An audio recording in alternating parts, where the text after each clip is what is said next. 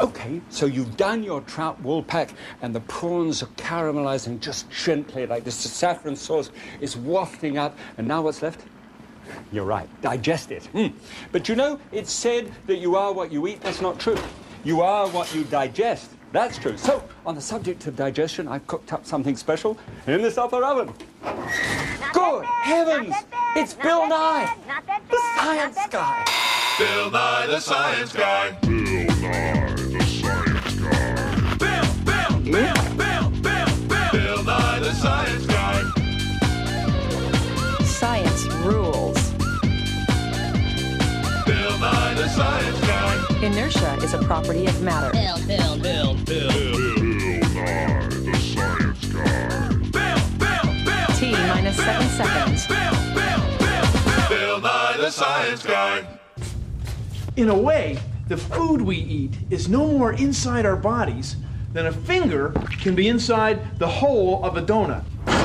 See, our bodies are like a donut, or like a string of donuts that runs from our mouths all the way through the middle of our bodies and ends up, well, in the end. Eating is amazing because our body is like an engine that runs on fuel, chemicals. Hello. And the fuel, the chemicals we need to keep going, we get from the food we eat. So when you think of food, think of it as fuel for your body. Now when you say fuel, you're saying like we burn it? And you know, yeah, that's right.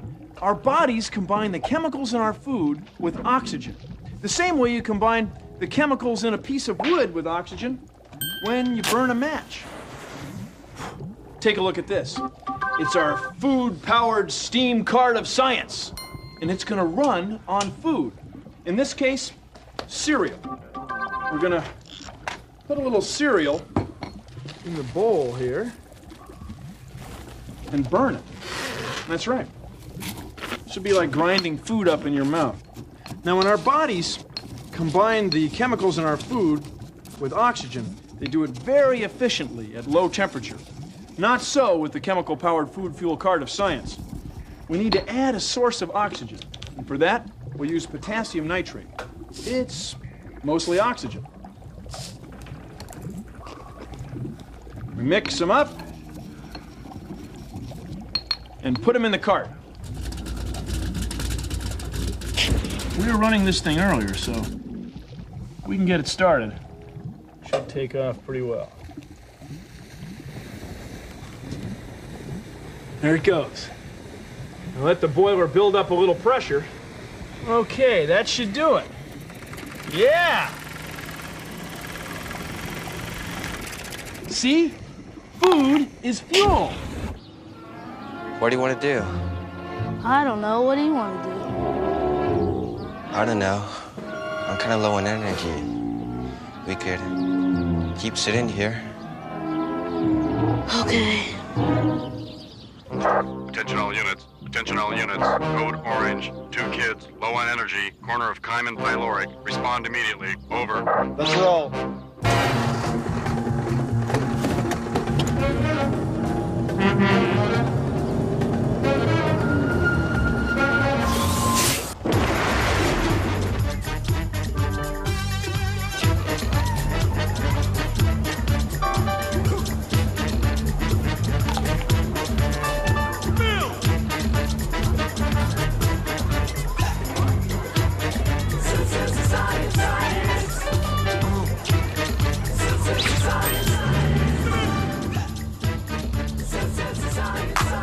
If you want to have a blast, you gotta have fuel.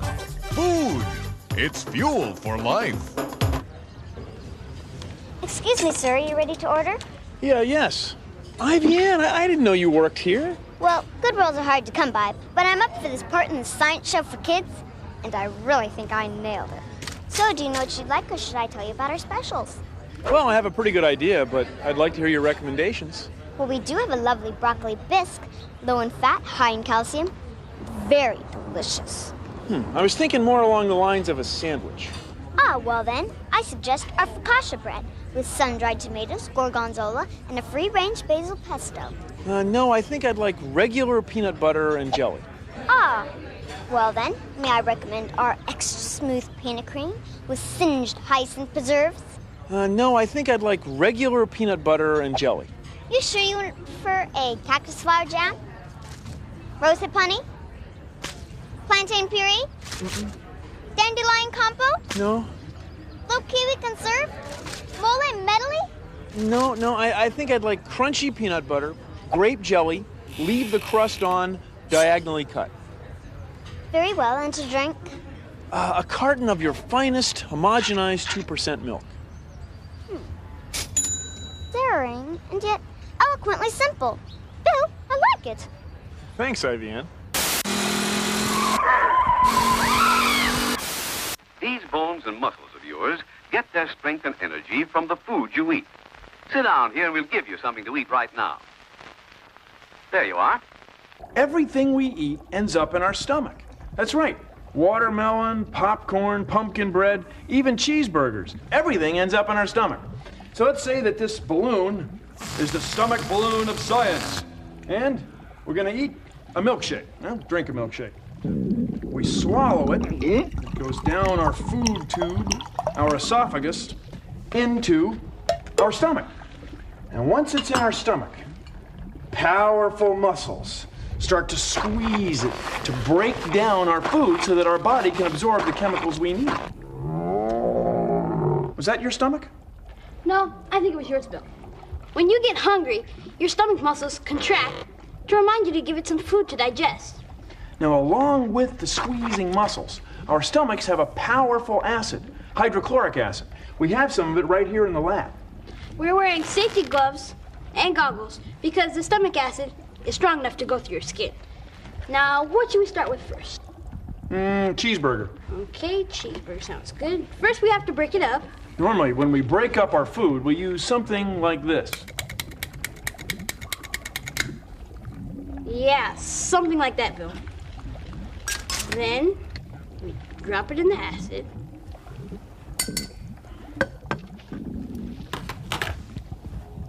Wait a minute. Nothing's happening. See, it takes hours and hours for the acid in our stomach to break down our food. Now, in this beaker, we have a piece of cheeseburger and some of the same acid. We put it in there last night. Now it's this purplish mess. But it took hours. But listen, the acid in our stomach is very powerful. Take a look. May I use your tongs? Go ahead. This is ordinary aluminum foil, and I'm going to put it in some hydrochloric acid, the same acid we have in our stomach. Now, stick with me. It takes a minute. There it goes. Now that's what happened to the food in your stomach after you eat it. That's right. So why doesn't acid eat our stomachs? Well, our stomachs are lined with this stuff called mucus. Mucus protects our stomach walls from the acid inside. Plus, you grow a brand new stomach lining every 3 days. But every once in a while, you get what's called an ulcer. Ask your parents about ulcers.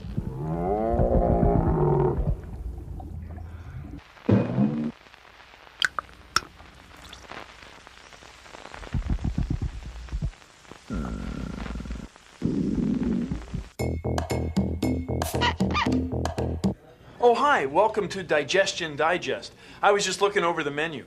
And there's so many different kinds of things that we can eat. You know, we eat about 1 kilogram of food every day, and we drink about 3 liters of water every day. We can eat everything, all the way from broccoli to chicken to eggplant to chocolate mousse. And we get nutrients from all these different kinds of foods. Now, it all starts right here, when we look at food and when we smell it. That's right. We take the food in our mouth and our mouth starts to water, starts to salivate. And we use our teeth and our tongue to grind it up. And then we swallow. It goes down our food tube, our esophagus, into our stomach. From there it gets broken down some more by acid and squeezing of our stomach. Then it goes into our small intestine. And that's where enzymes, special chemicals that we have, absorb all the chemicals that we need from our food. Then from the small intestine, it goes into the large intestine, and from there, well, it's on its way. Now, when we say small intestine, you know, it's really not that small. For an adult, for a person like me, small intestine is about 7 meters long. Now, if you're a kid, it's about 4 meters long. Still, it's pretty doggone long. And then the large intestine, well, it's somewhat bigger around than the small intestine, and it's about 2 meters long. So the whole trip is like 10 meters. It can take anywhere from 12 hours to 2 days for the food that we eat to work its way all the way through our bodies to the end. Yeah, that's a lot of information. It's a lot of food. It's a lot to digest. Well, thanks for joining us on Digestion Digest. That's XP. That's the name of our group. That's the name of our singing group. Self-explanatory. See, we got the corn. Even the corn's right out of the garden, too. We got the kids. Take the grub. Okay, kid. Nice little meal here now. Ooh, nice work. Ooh, juicy. Never nice tomatoes and stuff, you know. Never. Ain't even have to go to the grocery store to get them, you know. See, we picked these tomatoes with our own bare hands. Yeah, we need corn. Yeah, I got a good crop. Urban jungle here, you know. I think more schools ought to do this. Grow their own vegetables as like, you know, class projects, get credit for it. I'm the chef today. Top chef. Make real thin slices. Want cheese? Yes. Made that with our own hands, you know. Yeah, real Happy meal. My favorite part of the day, lunch. And dinner and breakfast and jalapeno. Tastes great. Let's do it. That's what I call a burger. Hello! It's a long trip through your digestive system. So if you think of your digestive system as a tube, you can see why scientists don't really consider food to be inside your body. What would happen if you ate grapes upside down? Would they go up your throat into your stomach? Try this for yourself at home. Lucky for us, the food we eat doesn't fall from our mouth to our stomach. It's actually pushed along by muscles in our throat. That's called peristalsis. And that's why astronauts are able to eat and digest food in space where there is no gravity. Far out!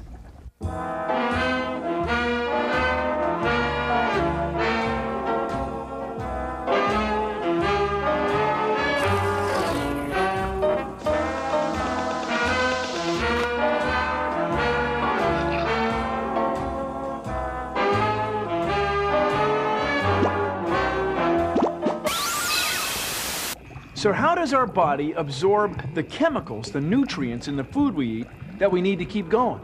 Well, it all starts with chyme. No, not chime. Chyme! Chyme is the goopy, soupy stuff that we make in our stomachs and squeeze that our body digests. See, it's a lot easier for our body to move chyme around than it would be, say, for whole burgers or a plate of fries. Now, digestion begins in the mouth. Now, what's in your mouth? That's right, saliva. Most of us make about 1 liter of saliva every day. That's a lot of spit. So, let's have something to eat, shall we? We'll have a burger, a few fries. And we'll put them in the mouth-o-matic. Now, for saliva today, we're going to use a chocolate shake. That looks good. Yep, now we got to chew it up. So we'll energize the old mouth-o-matic. Now, when there's food in your mouth and you're chewing, you often use your tongue to move it around. Same way cooks use a spatula to move food in a blender. Yeah, the old mouth-o-matic's chewing away. That ought to do it. Now we'll take the food in our mouths. This is going to be the chyme. And the food works its way down our esophagus, our food tube. Then a valve over our stomach opens, and the food gets in our stomach, where we squeeze and mix it with acid. Then when it's chyme, the pyloric valve opens. What? The pyloric valve, it opens and lets food pass from our stomach into our small intestine. Our small intestine absorbs the chemicals in our food much the same way a towel soaks up water. After the small intestine, it goes into the large intestine, and then, well, it's on its way. See, the whole process starts with chyme. Chyme is on your side.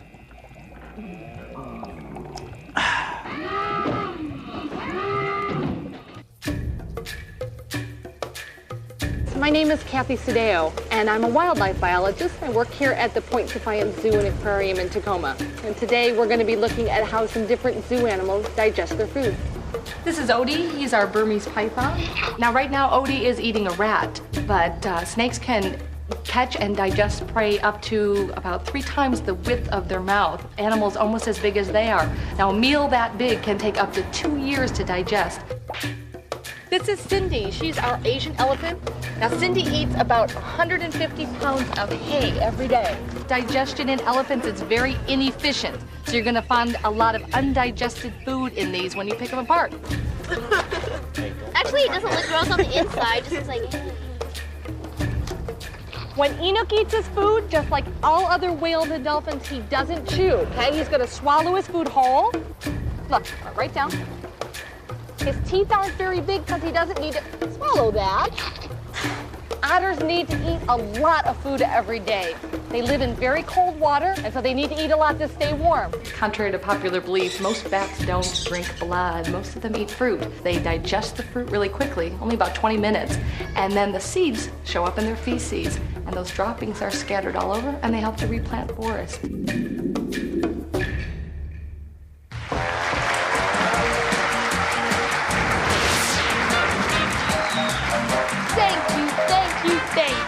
Thank you for joining us in these exciting last few minutes of the food pyramid. So far, player 1 is in the lead with 3 servings of milk, yogurt, and cheese, but player 2 is not far behind with 5 servings of bread and 1 fruit. Player 1, please go ahead. Okay, Johnny. I'll take beans for 300 calories, please. Player 1, are you aware that this is the breaking point? If you answer this question correctly, you have reached all 2,200 calories, completing your daily supply as stated in the dietary guidelines, and win a year's supply of the food of your choice. If you answer incorrectly, however, you will lose the fat bonus, and player 2 will win. I'm ready, Johnny. Okay, then. For 300 calories, we're looking for the type of beans served with tacos, player 1. Beans. Just look at all these fabulous beans. Fava beans? No. We're looking for the type of beans served with tacos. White kidney beans? No. Could it be pork and beans? Ooh, I'm sorry. The answer we're looking for is refried beans. That's refried. But that means, player 2, you win! We'll see you back here tomorrow night completing the Fruits and Vegetables Hall of Good Taste. Until then, I'm Johnny Digest. Thank you for joining us and happy eating!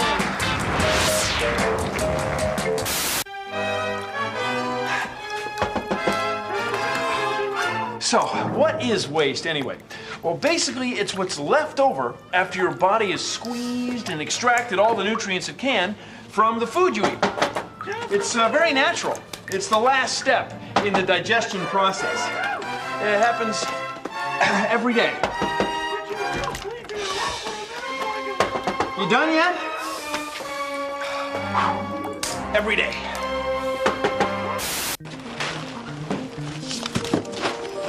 Bread here. So, food is fuel, and everyone needs fuel to keep going. But unfortunately, not everyone can get enough fuel. And that's why we have places like these. This is a food bank. It's a place where people can come to get food. So right here we have beans and rice. Together they make a complete protein. That's good. That's real good. But just a minute. See, we have the richest society in the history of the world.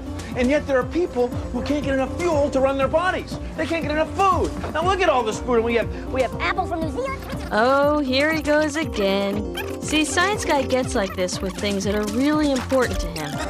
Just give him a minute to get it off his chest, and he'll be right back. See? Here he comes. Exchange Told money, ya. but people can't get enough fuel. The key is education. Thanks, I feel better now. All right, this is the human digestive system. Food goes in our mouth. Then our teeth grind it and mash it up. That helps break the food down so our body can get access to the nutrients. Then it travels to our stomach, where it's mixed with hydrochloric acid to help break it down even more. Then into the small intestine, a very long tube where the food winds through over 7 meters of wrinkles and bends as our body absorbs and digests it. Next stop, the large intestine. That's the colon. It's where the stuff that can't be digested, the waste products, are dried so they can be shipped out of there. The end of the line.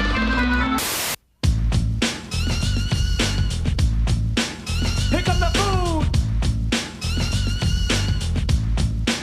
Here comes the food! Food in your face, gotta get some. Eating and drinking is good, get you going, have a snack. Carbs, fiber, fat, that you eat, what a treat. Come on, go it down, eating what you want. Healthy combos now, growing stronger with my body's juice. Keep eating it up, so turn me loose. Internal organ called intestine, helps it with digestion. Food, bring more food, I'm talking about the stuff I ain't ate yet. It's hard to believe that I might have to heave in my gut going down, I just gotta leave. By mixing all these foods, we make fuel that we use. They keep us going. Fish and meat, fruit and wheat, and a sweet digestion keeps the flow complete. So here's the word that I've heard. If you have, you might cramp, and the fat that goes along with that. Digestion.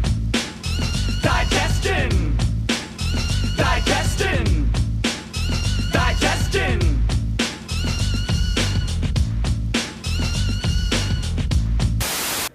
Well, that's our show. Thanks for joining us. You know, all this talk about food and digestion has made me hungry. Well, over the teeth, over the gums, down the esophagus, through the stomach, the small intestine, large intestine. Look out, here it comes. I cracked myself up. See ya. Produced in association with the National Science Foundation.